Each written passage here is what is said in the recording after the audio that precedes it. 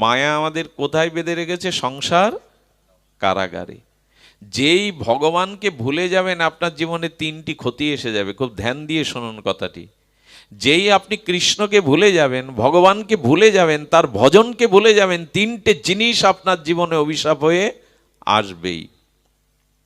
সেটি হবে কি?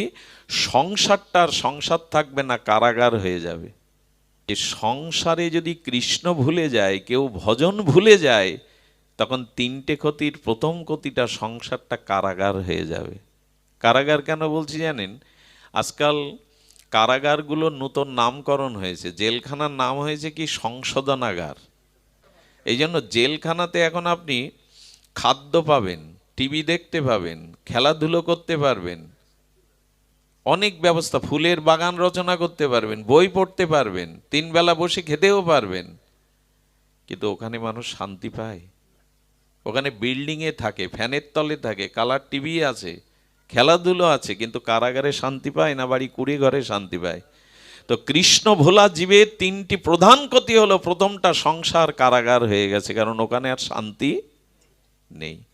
দ্বিতীয় হলো আপনার হাতে পায়ে তখন দাগে আসামি কারাগারে গেলে ছেড়ে দিয়ে রাখবে? মায়ার মোহের শিকল, ওদের তো ডান্ডা বেড়ি হাতে আর পায়ে, আর আপনার আমার 7-8 জায়গায় বাঁধা। কেন বলছি জানেন?